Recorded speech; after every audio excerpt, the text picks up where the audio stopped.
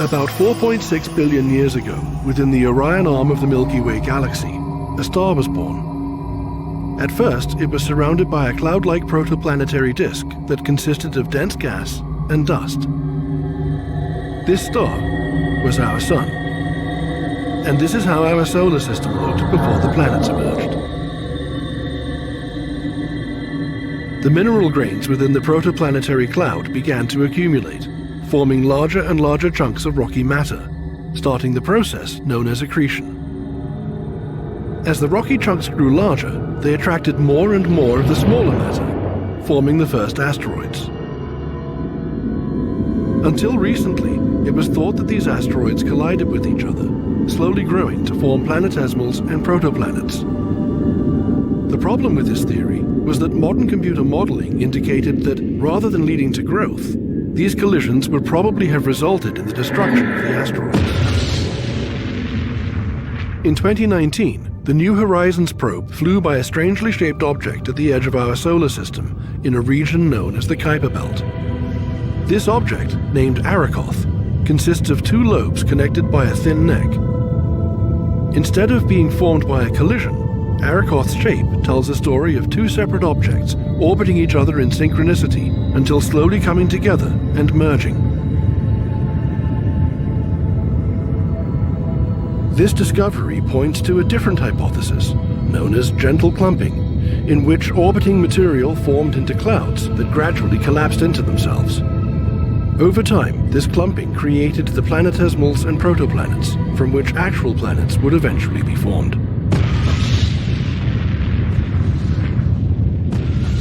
One of these planets was Earth.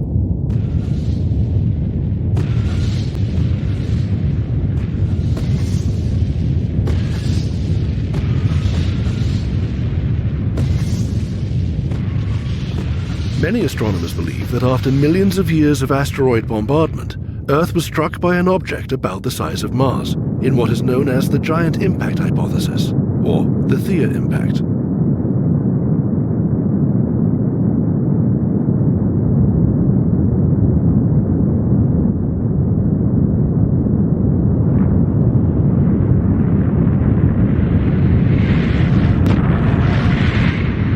This cataclysmic event generated enough heat to liquefy Earth's surface and turn it into a vast ocean of molten magma.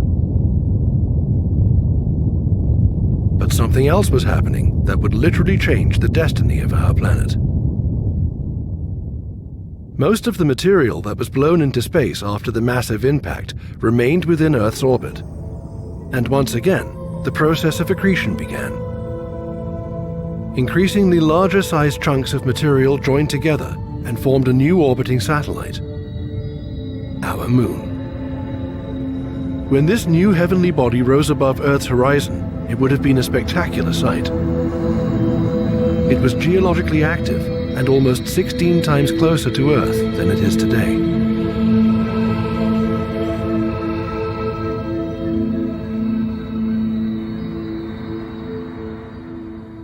Although the giant impact hypothesis of the Moon's formation is perhaps not an obvious model, it is the most widely accepted explanation today. Let's have a look at how scientists came to this extraordinary conclusion, and why they think our heavenly companion was born from a cataclysmic event.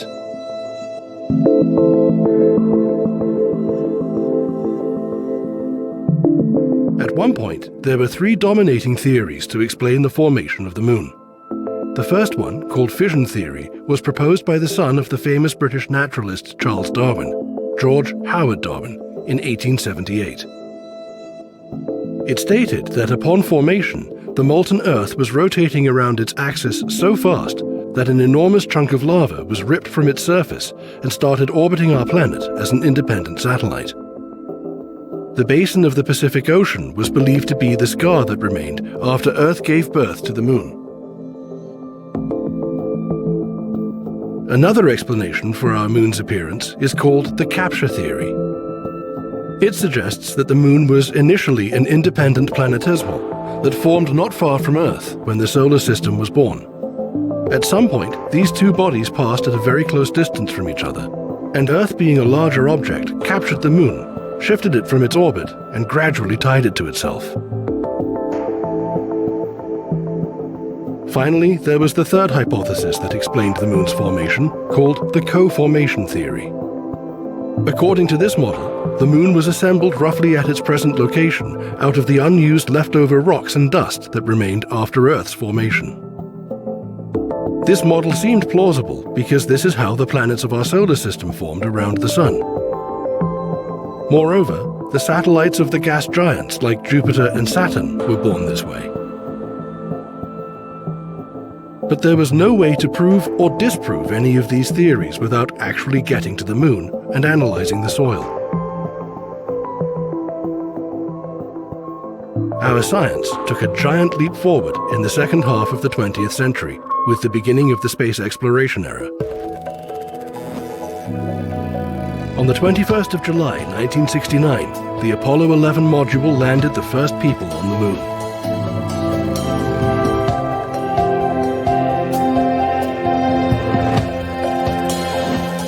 They collected 21.5 kilograms of lunar material and brought it back to Earth 3 days later. Since then, almost 400 kilograms of lunar soil have been retrieved from the moon, more than enough material for scientists to analyze. But what did the analysis of the lunar samples tell us? First of all, it demonstrated that although the minerals from the moon were generally similar to those on Earth, they were quite different when studied in detail. Second, the density of the moon turned out to be much less than the density of Earth. Scientists also found out that lunar rocks are almost devoid of nitrogen, sulfur, and hydrogen, the volatile elements that evaporate first if heated. In addition, water was not found in the samples of lunar material. The moon turned out to be very dry. This meant that the surface of the moon was heated and baked at some point, purging it of all of its volatiles. Another important discovery showed that the proportion of oxygen isotopes from the moon is similar to that of earthly oxygen. This meant that the moon and Earth formed roughly at the same distance from the Sun. Being armed with this new data, scientists were able to re-evaluate the existing theories of the moon's formation and determine which model worked best. Let's take a look at the fission hypothesis proposed by George Howard Darwin. It looks convincing and explains chemical similarities between Earth and the moon, as well as the fact that the moon is always facing Earth. But this theory doesn't answer the question, where did all the volatiles go from the moon? In addition, computer modeling results reveal that a moon-sized chunk of molten lava could only have been ejected from Earth if it had been spinning incredibly fast, about 1 rotation per hour. The Earth-Moon system just doesn't have that kind of rotational inertia, so the fission theory was dismissed. The capture theory implies that the moon was formed close to Earth, and, therefore, should be almost identical in its chemical composition. The analysis of the lunar material showed that the moon is not identical to our planet.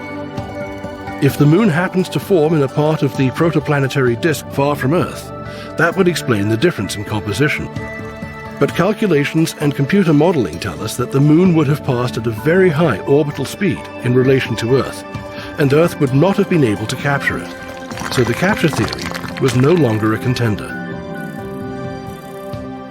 The co-formation theory also fails to explain the differences in the composition of Earth and the moon.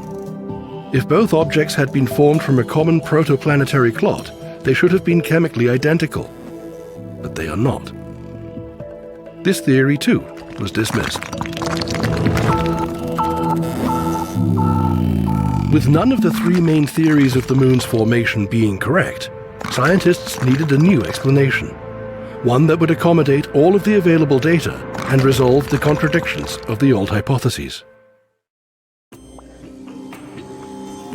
In the 1970s, a new hypothesis of the moon's formation started to take shape in the scientific community and became known as the giant impact theory. It went like this. In the early days of the solar system, 2 planets, larger Earth and smaller Theia, existed at the same distance from the Sun. We know that 2 planets cannot coexist in one orbit and will eventually collide. When this happens, the smaller planet is doomed, and the larger one survives. The inevitable collision between the two planets happened around 4.5 billion years ago, when Theia hit Earth at an acute angle. A huge amount of molten rock and heated gases were ejected into space and accumulated within Earth's orbit. And with time, the accretion process led to the formation of a new heavenly body, just over 24,000 kilometers from Earth. In essence, Theia died, giving birth to the moon we still see today. The volatiles like sulfur, nitrogen, and hydrogen escaped during tremendous heating at the time of the impact. This is why they are absent from the moon. The absence of iron on the moon is explained by the fact that almost all of Theia's iron was consumed by Earth. The moon is always facing us with one side, because the moment of inertia of Earth and Theia combined in a single orbital system. It is also likely that Earth's 23.5-degree axial tilt is a result of the giant impact. Of course, we will never find absolute proof of Theia's existence, and it will forever remain hypothetical. But both computer modeling and data from the lunar soil fit with the giant impact hypothesis quite well. Meanwhile, as Earth was recovering from the tremendous impact, its surface started to cool and harden. It began to form an atmosphere of carbon dioxide, carbon monoxide, water, hydrochloric acid, sulfur, nitrogen, and methane that had been outgassed by the destruction of the mantle and the subsequent volcanoes. Although this major catastrophe was now over, Earth remained a hostile place. It was a realm of volcanic terrains, hot, dry, and barren, with a dense high-pressure atmosphere of deadly gases.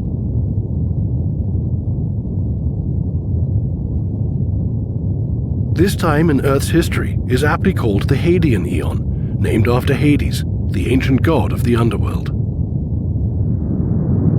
It was also a time of intense geological activity, with countless volcanic eruptions.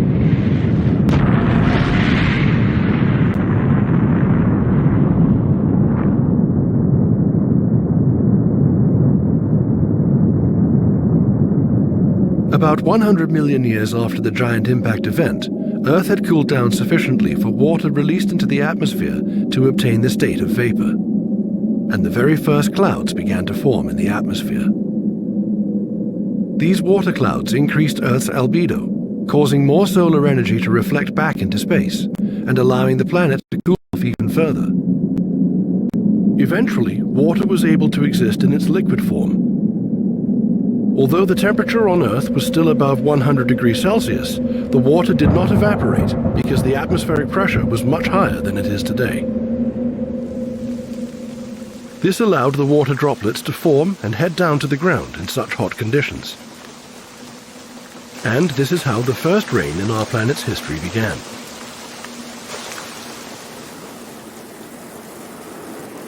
It lasted for thousands of years, gradually covering Earth's surface with water,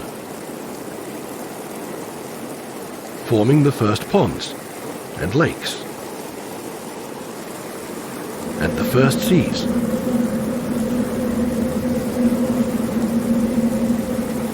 Until the entire planet was covered with water, turning it into an ocean world, enveloped in a reddish methane mist.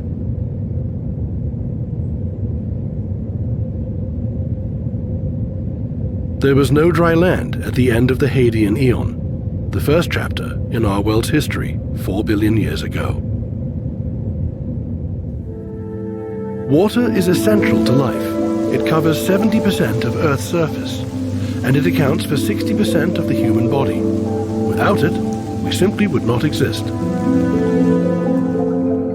But where did this critical compound come from? For a long time, scientists have understood that even if Earth had contained water upon its formation 4.6 billion years ago, the planet was so hot that it would simply have boiled off. But we also know that there was liquid water on the surface of Earth at least 4.1 billion years ago. So how did it get here? One explanation was that once our planet had cooled off sufficiently to sustain water in liquid form, it was brought here by comets and meteorites. We know that comets consist of ice, which is frozen water.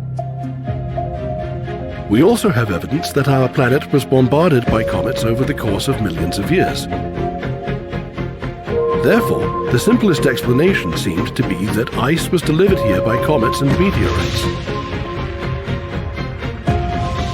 and that when it melted, it filled the ocean basins with water.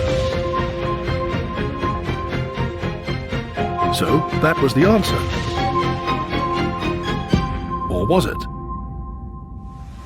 In order to verify this hypothesis, scientists endeavored to determine whether the water carried by comets was similar to the water here on Earth. What does that mean?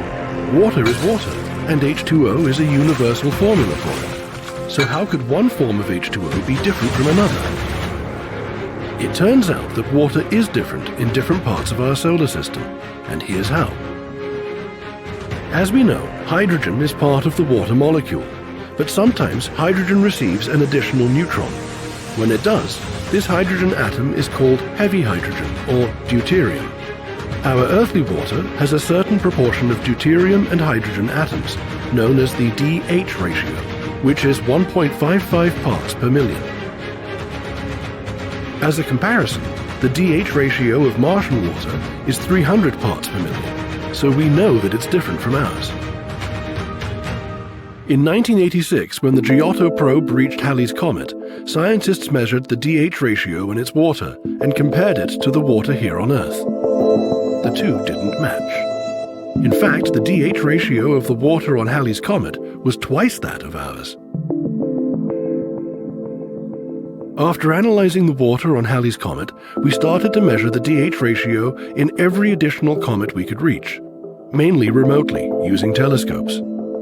When we examined the data from 5 more comets, not one was found to be a match. But there was still hope. Until recently, it had only been possible to measure the DH ratio in comets that came from the Oort cloud on the distant periphery of our solar system. But there is another group of comets out there, called Jupiter family comets. They reside between the Sun and Jupiter, and have short orbital periods of 20 years or less. Because of their proximity to the Sun, they are exposed to significant solar radiation, and by now have lost most of their volatiles. For this reason, they're no longer very bright and are extremely hard to measure remotely. But in 2010, scientists managed to measure the DH ratio of Hartley 2, a comet belonging to the Jupiter family, and they found an exact match to the ratio of water on Earth. It seemed likely, after all, that the Jupiter family comets were responsible for bringing water to Earth. But it never hurts to double-check, so they did. In 2014, the famous Rosetta spacecraft reached the Churyumov-Gerasimenko comet from the Jupiter family and analyzed its water. This time, the DH ratio did not match, which indicated that the comets in our solar system were too diverse in their composition and probably were not the unique source of water on ancient Earth. So where did water come from? After comets proved to be poor candidates, scientists looked to the great quantity of asteroids that orbit the Sun between Mars and Jupiter and form the asteroid belt. They contain water today, and are believed to have contained even more water back when the solar system was being formed. Moreover, the DH ratio of the asteroid's water is quite close to that of our planet. The mystery seemed to have been solved once again, and articles filled the internet with headlines such as "Water brought to Earth by asteroids, not comets." This new hypothesis proposed that asteroids struck Earth, delivering a new layer of material to its surface that contained precious metals, along with carbon, and crucially, water. This layer was called the late veneer. However, recent studies have shown that some of those precious metals on Earth have different atomic signatures than the ones originating in the asteroid belt, casting doubt on the hypothesis. In addition, the timing just doesn't work. The late veneer was thought to have been delivered during the late heavy bombardment 3.8 billion years ago. But today we know that our planet was already filled with oceans at least 4.1 billion years ago. This means that the asteroids could not have been the source of our water. So what was? Apparently, its constituents have always been here, on Earth. since the start of our planet's formation. Not on the surface, obviously, but deep in the mantle, where hydrogen and oxygen elements were trapped in the minerals. When these minerals melted, the hydrogen and oxygen dissolved into the magma, forming water, which was released into the atmosphere through volcanic eruptions. When the surface of the planet was cool enough, water started forming clouds, which finally rained down onto the surface of Earth, filling up the oceans. This is the latest thinking on the subject of water's origin on our planet. Things could change in time, though, if further research leads to new discoveries. As Earth was young and extremely active geologically 4 billion years ago, volcanic cones started rising above the water's surface. They formed small volcanic islands and archipelagos, the first bits of land in the endless primordial sea. Over time, erupted lava accumulated more and more around those archipelagos, and the islands grew larger. Gradually, these small islands grew into larger land masses, the first protocontinents. It was the dawn of another geological time called the Hadean Eon, which in ancient Greek means origin or beginning. Although Earth at this time resembled our modern planet more closely than during the previous Hadean Eon, this world was still a hostile and alien place. Indeed, there were familiar elements: oceans and land, winds and rainstorms, clouds and tides. But it remained a place with unbreathable atmosphere, rocky land, and anoxic oceans. As there was no oxygen, our planet did not yet have the protective ozone layer, so its surface was exposed to deadly UV radiation coming from the sun, which incidentally was 25% dimmer than today. At this time, approximately 4 billion years ago, a very important event took place. This occurrence would transform the entire planet, from its geology and atmosphere to its overall appearance, and because of it, Earth would eventually become the familiar place we know today. This event was the emergence of life.